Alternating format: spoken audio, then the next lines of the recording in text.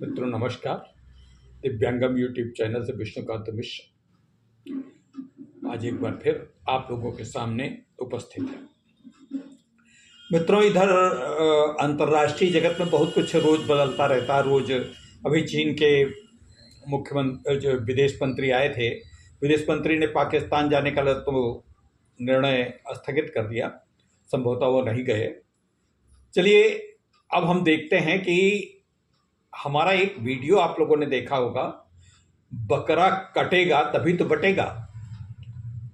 और बटने के बाद तो छोड़िए, बकरा पूरी तरीके से कट गया और एक ही के पास और थोड़ा भाग कुछ दूसरे के पास गया हो तो गया हो, लेकिन जिसकी जो बाहुबली था उसे ने पूरा कटे हुए बकरे को लेने का निर्णय कर लिया, उसी की तरफ बढ़ रहे हैं और दूसरा पक्ष पूरी तरीके से सरेंडर कर गया।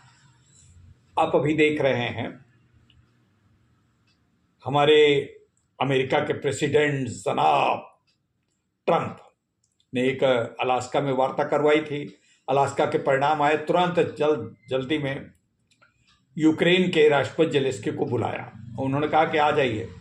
अच्छा, एक बात है, जितनी देर अलास्का में बातचीत हुई उतनी देर वार्ता के बाद जब रूस के पुतिन चले गए, फिर ट्रंप उनके बाद उड़े वहाँ से, फिर जब अपने हवाई जहाज पे बैठे तब उन्होंने जेलेंस्की को फ़ोन किया और कॉन्फ्रेंस में सभी नाटो देशों को ले लिया और उन्होंने कॉन्फ्रेंस कॉल में सभी को बताया कि क्या हुआ है, हमने भैया ये निर्णय कर दिया और ये जितना ज़मीन जीती है उतना देने पड़ेगी और नाटो वाटो की बात अब सपना ये भूल जाए, ये बात करके उन्होंने बता दी। खैर, और इस पर अगर कुछ बात आपको करनी तो आप आ जाइए और आपको आना ही है जेलेंस्की को।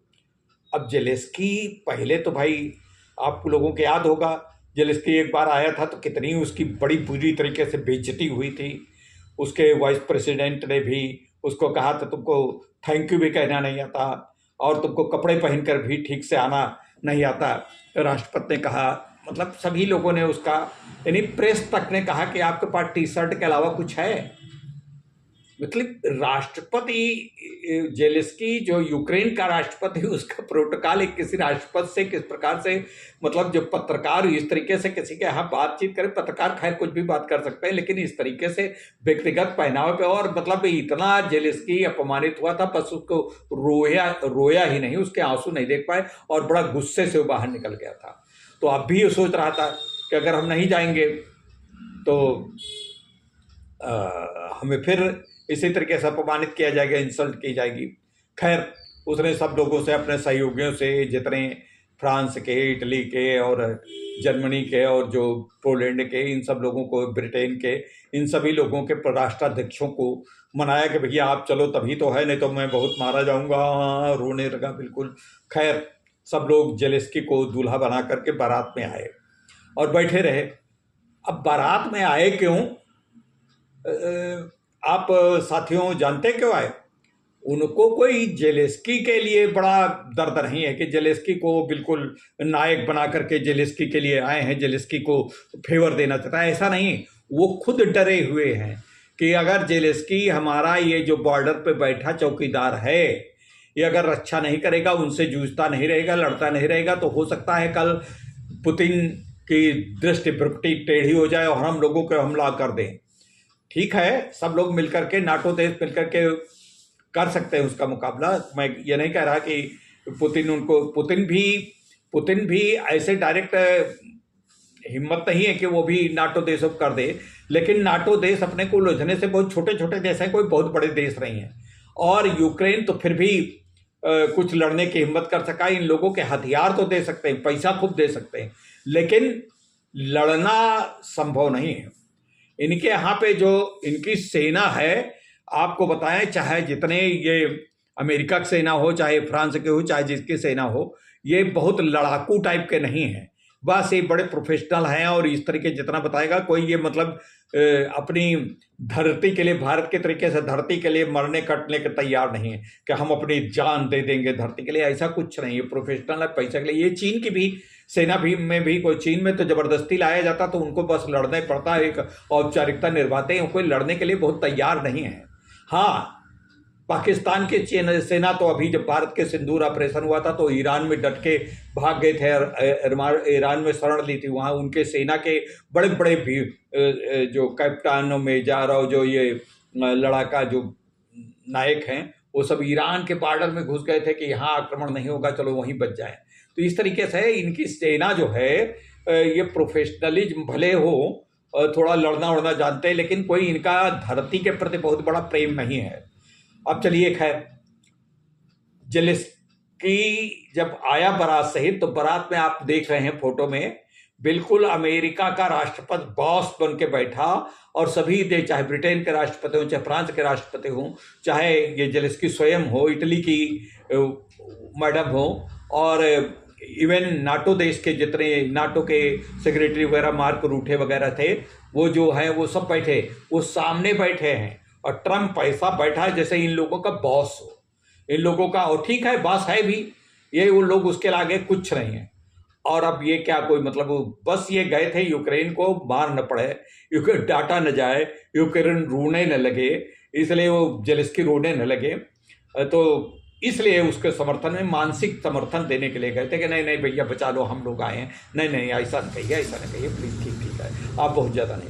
इसी बीच में इनसे बातचीत होती रही, और बातचीत में राष्ट्रपति ट्रम्प उठे, और जो राष्ट्रपति ने कह दिया कि देखिए तुमको जितना वो आपकी ज़मीन ले ली है 20% 30% जो भी ले ली है वो आपको देना होगा, उसके लिए भूल जाओ, और तुमको नाटो सदस्य जो वो रूस कह रहा था कि नाटो न बनो, नाटो न बनो, नाटो बनो, और तुम डटे रहे, अब नाटो के सदस्य तुमको बनने की जरूरत नहीं है। तुम नाटो में इसीलिए तो आ रहे थे कि तुम्हारी सुरक्षा हो, तो हम सुरक्षा की गारंटी देते हैं, लेकिन नाटो की तुमको मेंबरशिप नहीं देंगे। और लतिया दिया, कहा कि जाओ, अब मरता न क्या करता। जेलेंस्की भी इस पे सहमत हुए। अब फिर आप देखिए, आप एक उसका जो प्रेस कॉन्फ्रेंस में जो जेलेंस्की के साथ पुतिन आए हैं, तो उसको जबरदस्ती हंसने के लिए कहा जा रहा है, हंसो, हंस के बात करो। अब वो रो पा रहा है ना हंस पा रहा है, उसकी ऐसी स्थिति है कि क्या बताए। खैर, अब जेलेंस्की ने ये सब किया, शुरुआत तो यही की थी, अगर पुतिन की बात मान जाते, पुतिन के साथ रहते, सम्मान से रहते, और क्या उनका जाता था, कुछ नहीं होता। इतने आदमी, इतने लाखों हजारों लाखों मर गए आदमी, पता नहीं कितनी संपत्ति नष्ट हो गई।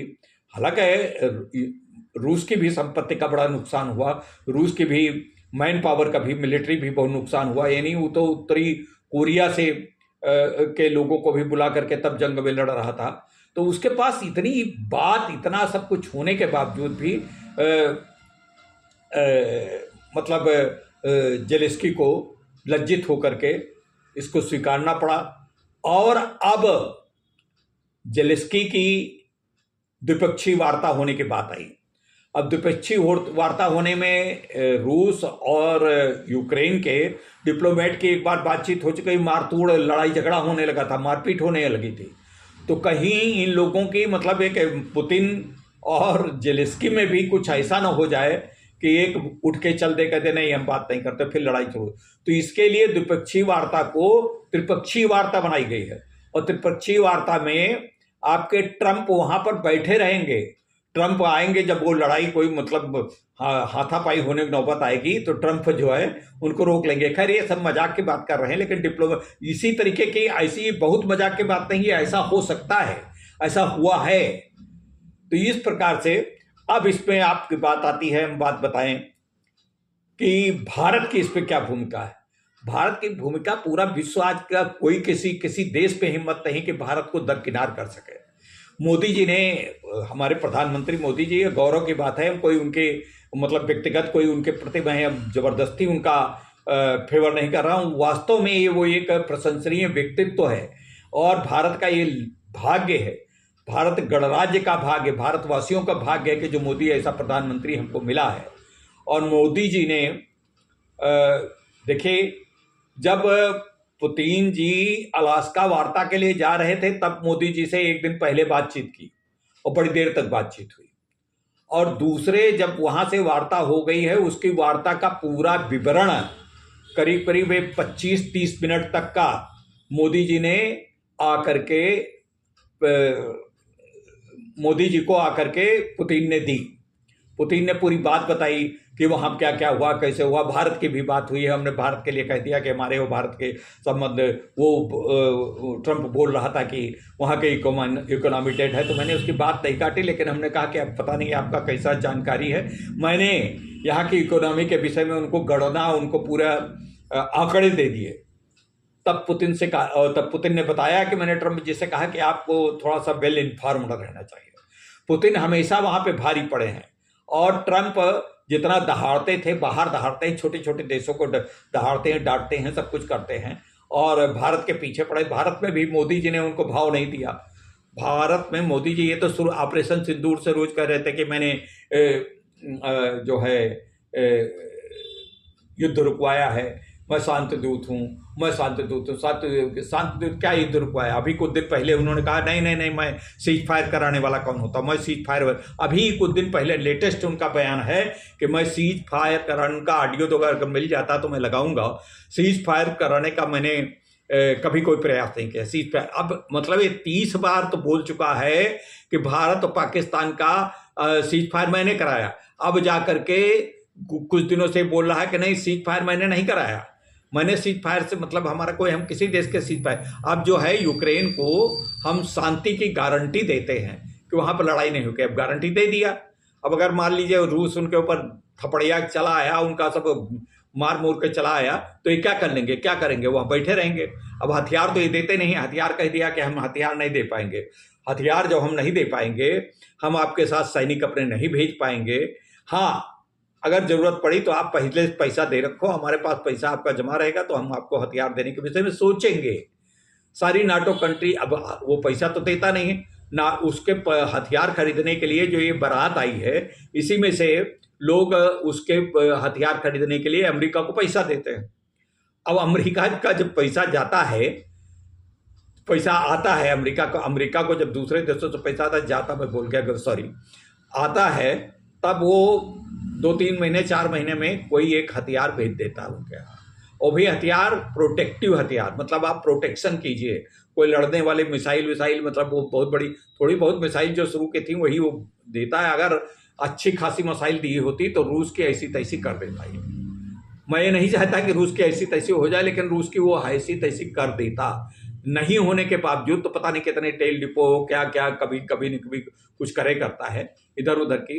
तो मित्रों ये देखिए, मतलब अमेरिका की दोगली नीतियां, अमेरिका ने जिसका साथ दिया है, उसका जिसको मित्र बनाया है, उसकी पहले नाश कर दी। आपने चाहे इराक से इसकी दोस्ती थी पहलवी से, वहां पे पूरा धराशायी कर दिया। अफगानिस्तान में आया था बिल्कुल शांति स्थापित करने के लिए, साहब अफगानिस्तान को मटिया मेट करके चला गया। हालांकि अफगानिस्तान में तो रूस ने भी शुरुआत में की, तो अफगानिस्तान को पूरा मटिया मेट करके चला गया ईरान। अब ईरान के ऊपर इसकी कुदृष्टि लगी, जहां पर अब इसको ये किसी न किसी एक लड़ाई को चाहता है कि लड़ाई कहीं जारी रहे, जिससे इसके हथियार बिकते रहे। अभी कहीं ना कहीं ये कहता तो है कि जब तक नोबेल पुरस्कार की घोषणा नहीं हो जाती है, तब तक तो ये शांति स्थापित करने के प्रयासों में दिखाई पड़ता रहेगा। और जहां अगर इसको नोबेल पुरस्कार नहीं मिला, तब भी थोड़ी बहुत शांति का अगली बार देखा जाएगा, इसके राष्ट्रपति कार्यकाल में मिल जाएगा। लेकिन अगर कहीं इसको ऐसा लगा कि हमको पुरस्कार नहीं मिला, तब ये बहुत लड़ाई करवाएगा, बहुत इस तरीके के। अब रही बात भारत से इसकी, जैसे रूस ने भी इनको अलास्का वार्ता में बता दिया है कि हमारा व्यापार तो उनसे और बढ़ता जा रहा, बढ़ गया, बता भी दिया, आंकड़े भी दे दिया कि पहले इतना लेता था तेल, अब इतना करीब 15% 16% बढ़ा दिया है। तो इनकी तो हवा बिल्कुल खराब है। अब इधर चीन के विदेश मंत्री आए, चीन के विदेश मंत्री, अब समस्या इसकी ये है कि ये चाहता है कि भाई इसका सबसे ज्यादा लाभ तो चीन का हुआ। चीन जो कोरोना काल में जो उसका सब पूरे जगहसाई हो रही थी, उसके थू हो रही थी कि तुमने कैसा कोरोना फैला दिया, ये करा वो करा, वो पता नहीं कोरोना फैलाया नहीं फैलाया, बहरहाल उसी के यहाँ से बना था कुछ ऐसा। और जो इसके उसके प्रमाण भी मिले हैं जो किया था। सब अमेरिका और सब जितने पूरे पश्चिमी देश उससे नाराज थे, पता नहीं कितने लाखों करोड़ों आदमी मरे पूरे विश्व में। तो वो तो भारत ने अपना सब संभाल लिया, पूरे विश्व को संभाला भारत ने। तो वो जो कुछ भी बातें हुई, खैर चीन को ये चाहे, अब जो सब कहीं से युद्ध खत्म हो जाएगा तब चीन को ये चाहेगा कि रूस, अमेरिका जो है, रूस मिल जाए, अमेरिका की तरफ रूस का टिल्ट ज़्यादा हो जाए और चीन तब रूस का अमेरिका के प्रति झुकना है, अमेरिका से मित्रता होना है, अमेरिका, अब देखिए कुछ दिन के बाद तो जो सैंक्शन लगे थे रूस के ऊपर वो अमेरिका हटा लेगा, बहुत दिन जल्दी ही हटाएगा। जहां ये मतलब ये मैं ये कह रहा हूं, आप देखिए 15-20 दिन के अंदर ये हो जाएगा। और जहां ये सैंक्शन वो हट गए तहां रूस और अमेरिका की अपनी गलबैयां चालू हो जाएंगी, ठीक है, और नई गलबैयां चालू होंगी, रोज सतर्क रहेंगे, सब कुछ है, दो महाशक्तियां हैं, लेकिन उनका ये विश्व के हित में भी है कि अगर दोनों में वो, लेकिन चीन के हित में कतई नहीं। तब अमेरिका सीधे चीन के ऊपर दबाव डालेगा। अब चीन भी जानता है कि अब भारत से लड़ने से हमारा तो प्रयोजन है नहीं, कोई एक आधा पड़ोसी अपने दोस्त तो बनाए। अगर कहीं भारत भी अमेरिका के पाले में चला गया और उनके युद्ध के उसमें उनका सहयोग देने लगा, हालांकि अमेरिका बहुत पहले ही बाइडेन के टाइम में ही यहाँ पर सैनिक अड्डा बनाने से मना कर दिया। हम वो लोग, अमेरिका तो बहुत दिन से चाहता है कि भारत में हम सैनिक अड्डा बनाएं, क्यों बनाने दे भाई, नहीं बनाने का। तो इस प्रकार से जब इस तरीके की बातें हुई तो चीन भारत से अब मित्रता करने के लिए प्रयत्नशील है। हालांकि प्रयत्नशील है, वो आर्थिक मदद चाहता है, लड़ाई नहीं चाहता है, लेकिन उसके ऊपर विश्वास कभी नहीं करा जा सकता है। वो पूर्वांचल के चाहे जितने नागालैंड हो, चाहे मणिपुर हो, चाहे जो कुछ हो, उनको सबको वो लीलना चाहता है। अब तिब्बत में भी इसी तरीके के जो कुछ भी बातें हुई, खैर अब इस समय आज चीन का हम ज़्यादा विश्लेषण नहीं कर रहे हैं। गलवान वाली घाटी वाली फिर कभी न कभी हो सकता है, तो चीन से बहुत सतर्क रहने की जरूरत है। लेकिन अवसर के अनुकूल अमेरिका को पाठ सिखाने के दृष्टि से इस समय भारत और चीन का दोस्ती ठीक है, और दोस्ती की तरफ रुझान दिख रहा है। दोस्ती हुई नहीं है, लेकिन दोस्ती होती हुई दिख रही है। फिर दूसरे के यहाँ डिप्लोमेट जा रहे हैं, विदेश मंत्री आज फिर सीधे रूस चले गए, और तुरंत ये सब बातें हो रही हैं। और इन बातों का परिणाम विश्व के लिए क्या होगा ये तो भविष्य के गर्तम है। लेकिन टैरिफ जो ये अमेरिका खेल रहा था, वो टैरिफ इनके उल्टा चला गया। टैरिफ का इनके ऊपर बड़ा प्रतिकूल असर पड़ रहा है, भारत के ऊपर कोई असर नहीं पड़ रहा है। अभी दिवाली से जहां जीएसटी कम हुई तो और यहाँ की बूम होगा, यहाँ के मार्केट कम होगी। जो थोड़ा बहुत 1-2% घटने की संभावना थी, वो हम अपने घरेलू मार्केट से उसको ठीक कर लेंगे। हमारा घरेलू मार्केट ही इतना बड़ा देश है, इतना 140 करोड़ की जनता का देश है, तो हम इससे डरने वाले नहीं, और न इसका कोई प्रतिकूल प्रभाव हमारे देश के ऊपर पड़ेगा। तो मित्रों, आज का ये वीडियो हम यहीं समाप्त करते हैं। लेकिन एक बात है, आप हमारी इस वीडियो को आप देखते हैं, मैं इसके लिए बड़ा कृतज्ञ हूँ, धन्यवाद देता हूँ। लेकिन कभी कभी अगर कुछ कमेंट कर दें तो हमें ऐसा लगता है कि हमारा वीडियो आप लोगों के ठीक से देखा जा रहा है, अच्छा लग रहा है, और इस अच्छा लगने से हमको और प्रेरणा मिलती है, हमको शक्ति मिलती है, हम अच्छा से अच्छा और देश के, विश्व के ऊपर। अच्छा मित्रों, एक कुछ दिनों के अंदर हमारी टीम बहुत काम कर रही है। हम डीप स्टेट की दुनिया, डीप स्टेट का क्या काम है, डीप स्टेट भारत में किस तरीके से मतलब बांटना चाहता है, इसको टुकड़े टुकड़े करना चाहता है, और उसके टुकड़े टुकड़े करने के लिए कैसे यहाँ पे उसने एजेंट बनाए हैं, इन सब बातों पे एक व्यापक वीडियो हम बनाने जा रहे हैं और एक श्रृंखला शुरू कर रहे हैं। मतलब हम 1, 2, 3, 4 श्रृंखला में हम डीप स्टेट के विषय में और उसकी असलियत के विषय में प्रमाण सहित और उनके मतलब पुष्ट प्रमाणों के सहित हम आगे वीडियो प्रस्तुत करने वाले हैं। तब तक के लिए मित्रों, जय हिंद, वंदे मातरम, नमस्कार।